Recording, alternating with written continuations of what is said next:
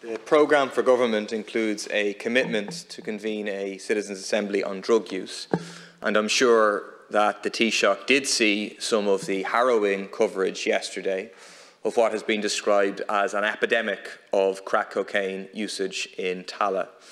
People's lives and communities are being destroyed, and yet the total allocated to address crack cocaine usage in Budget 2022 across the entire state was €500,000. The funding of the Tallaght Drugs and Alcohol Task Force remains €100,000 a year lower than it was 10 years ago.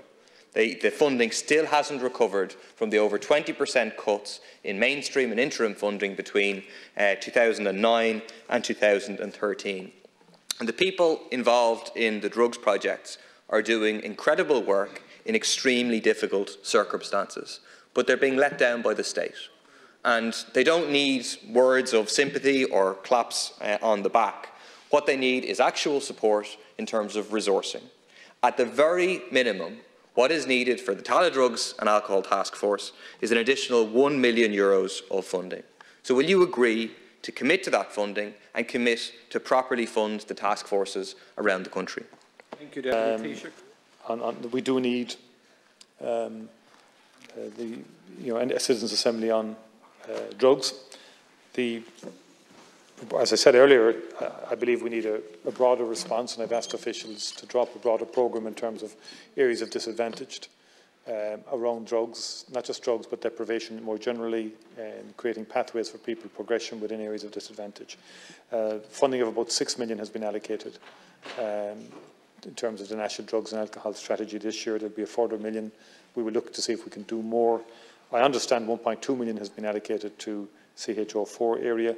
The report on crack cocaine usage is very worrying, but the whole drug epidemic is very worrying across the country, and we intend to pursue that. I think Deputy MacDonald raised a similar issue in terms of that issue, and just to say that in respect of the constitutional issues, I happen to believe that citizen assemblies are useful, but I think in terms of the broader issue, first of all, I think that we need an Oireachtas approach to the Article 41, which I accept, in terms of the future of the island and unity in that. I was there before Good Friday in government, right through Good Friday. I know what it takes to build up relationships, to work with people. I don't need lectures on that. I don't need to be put into a corner via slogans that suits one political party to do that. That's not the way to go on this issue. I regret it, that's the tone that has entered into the debate, trying to sort of pin people in a corner and say, oh, this person's opposed this and this person's against that. I've been for reconciliation of all the people and traditions in this island all my political life, and I intend to pursue that. But I have my view as to what the best mechanisms to develop shared understandings and relationships are. And I think we should continue with that. I think the Good Friday Agreement was one of the great achievements of a government that I was in, along with other parties. And I think the lessons as to how we got there are still applicable today, and should not be dismissed too easily.